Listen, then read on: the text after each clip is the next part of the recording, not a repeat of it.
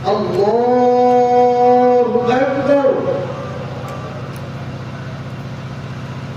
الله أكبر الحمد لله رب العالمين الله أكبر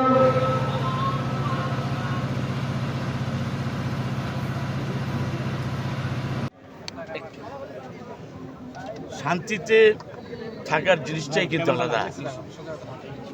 আমার অর্থনৈতিক অবস্থা অনেক থাকলো, কিন্তু আমার পরিবারে যদি অশান্তি থাকে, ঠিক তেমনি আমরা সামাজিকভাবে আমাদের শান্তি শৃঙ্খলার মধ্য দিয়ে আজকে আমরা একটি গণতান্ত্রিক পরিবেশে মুক্ত স্বাধীনভাবে আজকে আমরা এখানে নামাজ আদায় করতে পেরেছি।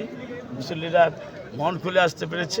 ইতিপূর্বে আমরা দেখেছি এই মাঠটি কিন্তু ছবিতে ছবিতে ঢাকা থাকতো। ইসলামে আছে যে যেই ঘরে ছবি থাকে, মানুষের ছবি থাকে, সেখানে নামাজ হয় না বলে এটা শুনেছি।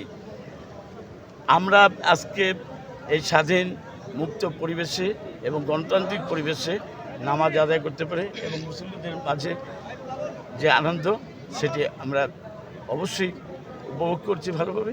যে আমরা আগামী দিনেও আমরা এই শান্তিপূর্ণ পরিবেশ এবং মুক্ত পরিবেশে, স্বাধীন পরিবেশে আগামী দিনে ইনশাআল্লাহ আমরা কি বার্তা দিবেন? এই আসলে গণতান্ত্রিক সরকার যে প্রতিষ্ঠিত হয়েছে, এই গণতন্ত্রকে আপনারা জানেন যে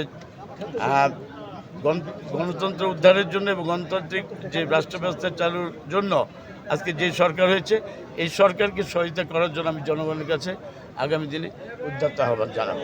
ধন্যবাদ।